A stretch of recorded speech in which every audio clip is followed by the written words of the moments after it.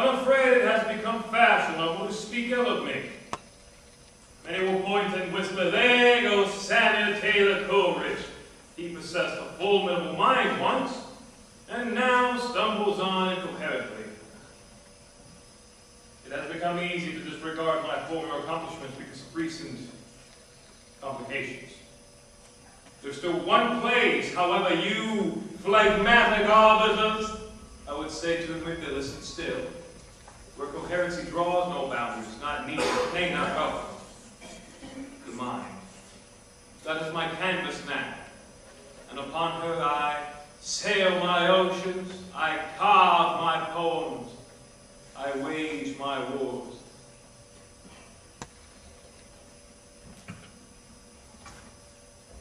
Aphorism 1. In philosophy, equally as in poetry, it is the highest and most useful prerogative of genius to produce the strongest impression of novelty, while it rescues admitted truths from the neglect caused by very circumstance of their universal admission.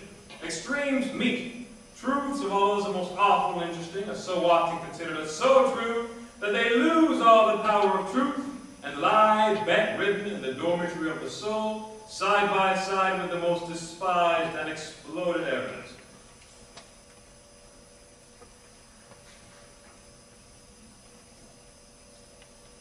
In my youth, I suffered from a thorough fascination with everything around me. The flowers, the insects, I could dwell on them as the moon on evening skies. Mother often dissuaded me from spending time untold in stillness and not romping with other boys. I love the simplicity of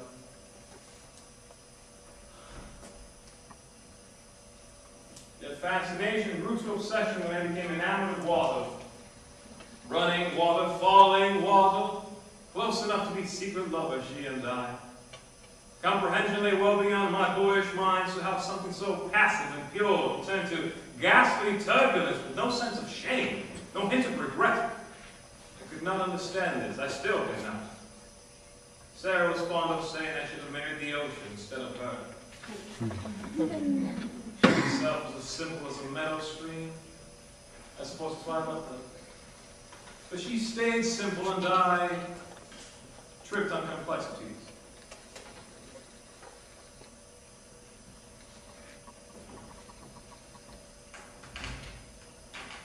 It has been said, not by many, but by enough, that I have lost my writing competence, that my wit has grown dull. I suppose that's why I sit here now, attempting to compose a fresh poem. It is to be a narrative verse about a man who was able to distance himself from the world and dissect it as we did lizards when we were young and curious. He holds it in the palm of his hand as a snow globe on Christmas, and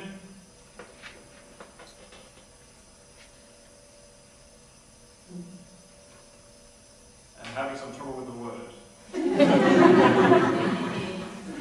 Still, I intend to prove both wrong and say that my best days are over.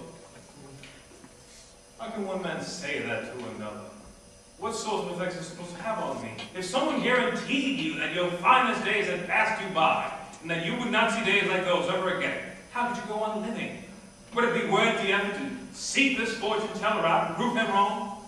I'm accused time and time again of being weak, of succumbing to the pleasures of life and embracing those possessions that harm me the most. I say I've done nothing but survive. I have pushed through pains unfathomable to stay alive. I have made sacrifices, one after another, and I am still here, still writing. Striving to write, in any case. I suppose this is having an effect on me. But I'm happy to say one that is easily remedied. Once I have completed my poem, I shall have it published. I will prove to those who doubt me that there's a reason to do so, merely because a man grows old, sickly, and slow does not make him a man different from what he was. If any changes have occurred, they have been for the best. I am wiser now, more acquainted with my world. And I have a son, my own boy. Sarah and I are not much happy together, alas. We parted ways. She is a sail of a woman, strong and proud and patient with the winds. And I, well, I am not as the winds. I do not flow with such an utter lack of consequence. treasured, but not to me. Still I thank him with my every breath for Hartley, my son. I remember Hartley 6 years old, mudding his small white shoes on some bright morning and laughing as he runs through the garden. The smells of dew and orchids hang softly in the air. I remember the butterflies.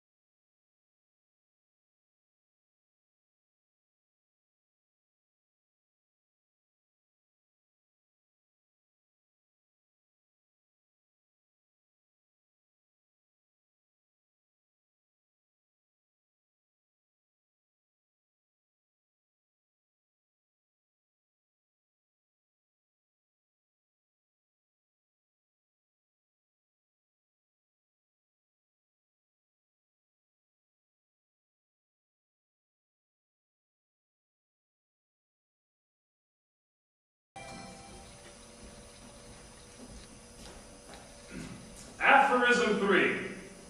To restore a commonplace truth to its first uncommon luster, we need only translate it into action. To do this, you must have reflected on its truth. Sir, I understand that my behavior is unencouraged at school, sir, but I see no conflicts develop from... No, sir, no one's encouraged me. I merely want to enjoy my life. I do not see a reason not to... No, sir, I do not mean that I am attending Jesus' call to enjoy myself, sir. Yes, sir. To learn. Excuse me.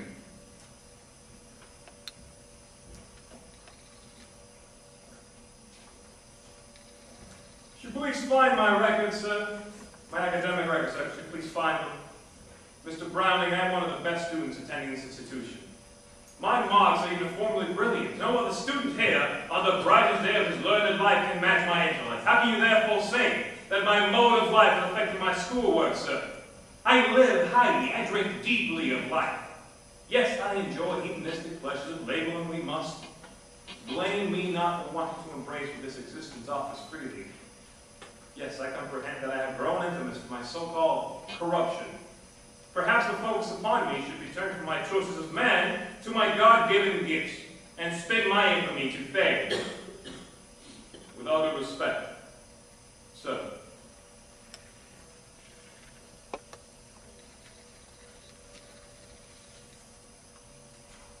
If telepaths could listen to this meandering mind, they would hear the thoughts of two men.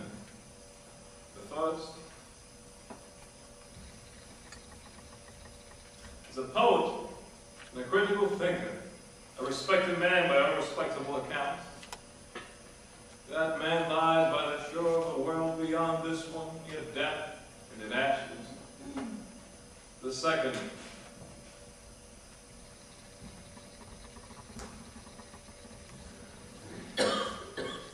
has risen from those ashes as a gray phoenix of soft focus and trembling hands. That man is not a poet. He barely grasps words. That man is, above all else, and much to the first man's dismay, a soul possessed by the clutches of opium. I first tasted opium in 1901. A rheumatic fever held me for most that year, bedridden, with swollen knees and knotted fingers. My life had come to an absolute halt, and I fear would never resume movement again. At Christ Hospital, where I was residing, I researched opium, and found it to be an aid very helpful. I could not ingest opium itself, seeking many solace was not encouraged by the doctors, so I took my opium diluted in alcohol as laudanum. It acted like a charm, like a miracle. But once the summer expired, I soon fell back into bed again. Like overlooked associates, cold and wet, returned as though angry at my recovery and struck me down once more. I, a man on whom the dews of heaven could not fall without diseasing him, crawled back to Kendall Blackrock for relief.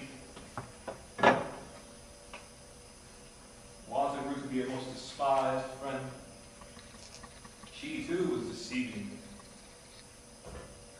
Oh, how in and out of love we fall. To our deaths we fall. Opium was my only friend for weeks at a time, and yet soon weekly visitation was not enough. When the pain would not subside, I would administer daily drops. When those were not sufficient, I increased the dosage. And again, the cycle would repeat until I needed 80 drops a day, but I never took it simply for pleasure or to bask in divine repose. My sole sensuality was to not be in pain. I was constantly accused of living a cavalier life. It is true, I lived recklessly once. But is man not to change as the years pass him by?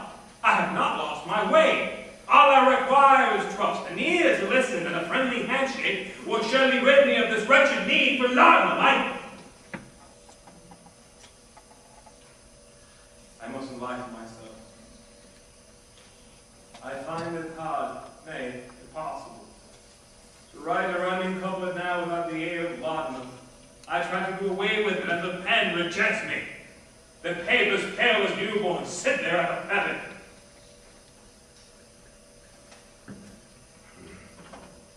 My wit will see me through this. I must simply keep those wits about me. But the father died. I found home a strange place. A home does not change, of course. Wants never grow bitter or sink in despair. Pain does not change its ideals or beliefs or fate. It was I that changed. It is as waking in the morning and readying for work, seeking a quick kiss when exit to the door. This, day after day, until the morning, it does not come. That is the morning that reminds one of all those kisses past, all those mornings gone, unexpectedly lost. That was how I felt after father died. I was not yet 10 years of age, but I knew my life was suddenly different. Mother, however, Mother wasn't much different. She had recently lost her hair, not that she would have listened much in any case. She never bothered one with. I suspect she found me the strangest of her sons. I could find no solace in them. Perhaps it wasn't what I was seeking. She was a small, fiery woman who only emerged from her shell to be laden with contradictions, always chose to take sides against me. She did not speak much after father died, but when she did, I was sure to hear her shriek, "If your poor father were alive, he'd soon convince you otherwise." Mother died soon after father passed, leaving me and my brothers to fend for ourselves. She was an uneducated woman, but practical, sensible, domestic, and strong. I am nothing like my mother. And often I pray I could. What is this rampant fascination with writers' lives? Why are the hidden details so arousing? I spoke to a young man recently who could have not been a day beyond 14. He told me that he only read the works of authors who, in their private life, were told to chase the dragon. How can this make one's writing clearer, more powerful? What is in these young ones' minds? I must not judge him so harshly. I was his age once, too. I myself felt this to be true. Now I know there are hungers of this world that do not concern themselves with stomachs, but attack the spirit. What was I expected to feed my hungering mind? I found what food I could and fed my emancipation. That I did. Do.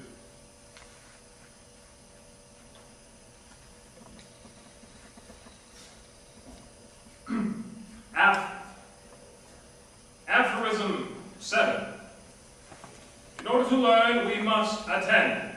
In order to profit by what we have learned, we must think. That is, reflect. Only he thinks who reflects. I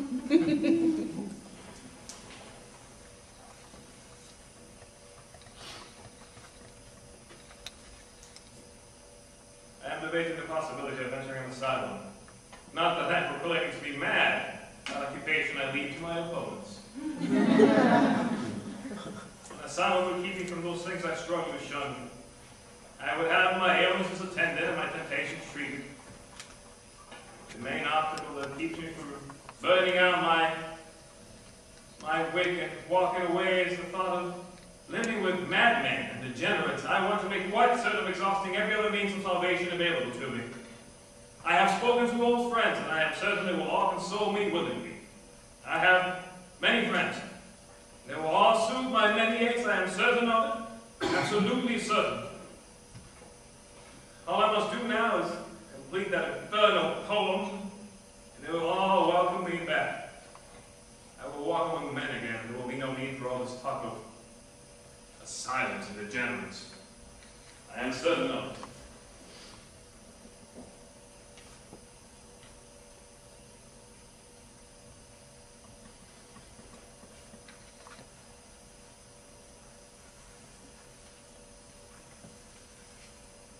Not liked at all by any. Not liked at all by any. Where must I feed them? What ballads must I compose to please them? I gave them The Ancient Mariner and The Nightingale with the same publication, and all the would-be critics spit it back in my face.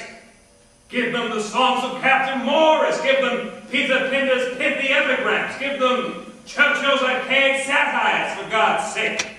They will devour them as a beggar swallows fresh-baked bread. But even mention Coleridge, and out the door you go, back out in the street beggar. I have known the happiness of unity, the gladness of surprise, and more recently the sorrows and disappointments of misunderstanding, but this is not misunderstanding. This is disregard. This is indifference. How am I to persuade the minds of those that held me up and now allow me famous mist? How do I progress? Where does a poet turn when his words betray him? Oh. Yes, of course it helps. The words burst forth, effortlessly, elegantly. I feel as a young man again, rising above whatever meets my fancy.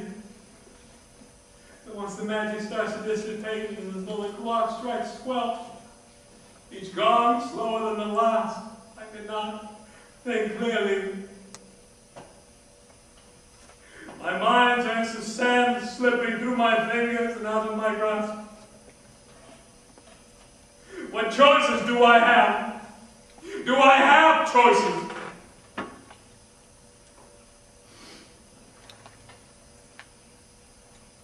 Yes, of course I do.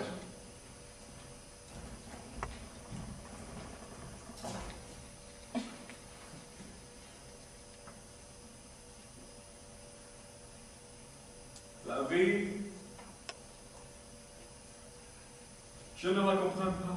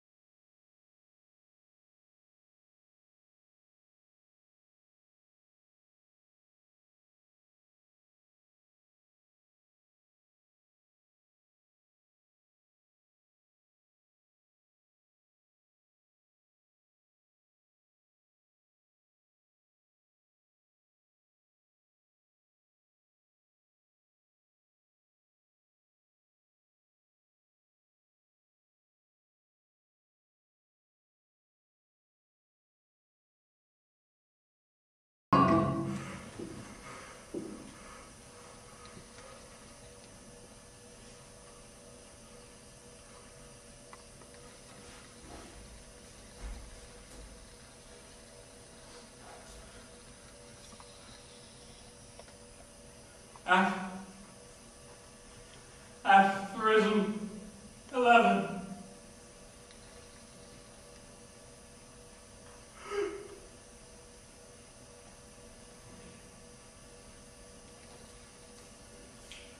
In my youth, I suffered from a thorough fascination with everything around me.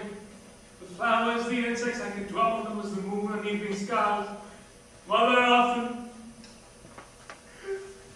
Mother, how did you float on this world and I can't but drown? How did an uneducated woman like you raise all her sons to be critical thinkers and I can't give that to my own? Hardly is a man now, taller than his father. He spent his life drinking. He was expelled from Oxford College. But he's my son. And I could have done so much more for him. I failed him. Instead of salvation, he inherits my curse. When I look at my son now, I see a mirror. A mirror that bears open all my scars. He is lonely too and lost. My boy could have been more than his shell of a father. He is lost, and the one man in the world who should be finding him can find himself.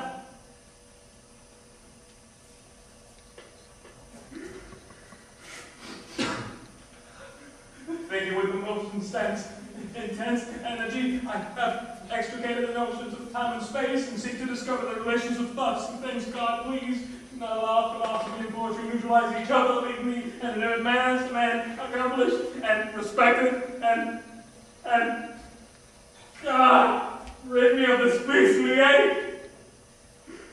I mustn't think of it. It's been a long time since I have cropped flower and weed on the sweet hill of poesy. My mind is irritated. The fields of my conscience are planted with boils. The poet is dead in me. The stimulus of conversation suspends the terror that haunts my mind. I must continue to speak, if only to an empty room, to vacuity. Everyone has cut me adrift. Poole, Carver, Wade, Wordsworth. Now I find I drift as well. My papers, my books, my old friends, my recent enemies, my wife and child, my father, my eager pen, our lovely fragments of a never completed life.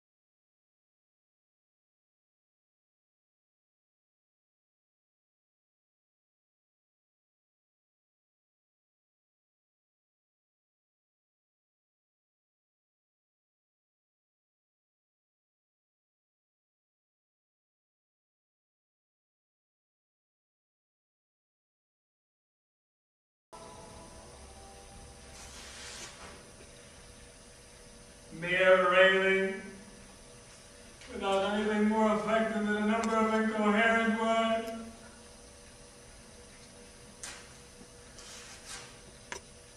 All unintelligible and impertinent things.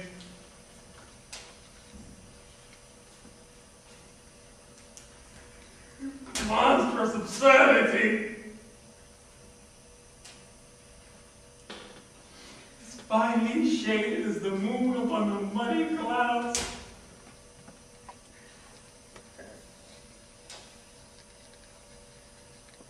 I cease to expect anything whatever from the world. Life burns away in a sedentary body, housing a brain that will not cease to go forth. I'm a cruel joke of myself. I must laugh. Everyone must laugh. I spoke to a young man once. Could have not been a day beyond 14. He told me he only read the works of authors who in their private lives resorted to, well, the interesting authors. Perhaps they inspired him. Someday, perhaps that young man will be a poet himself.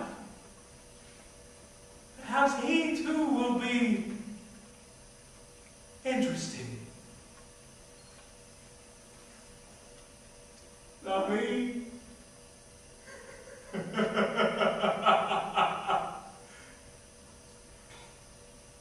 You know I can find one.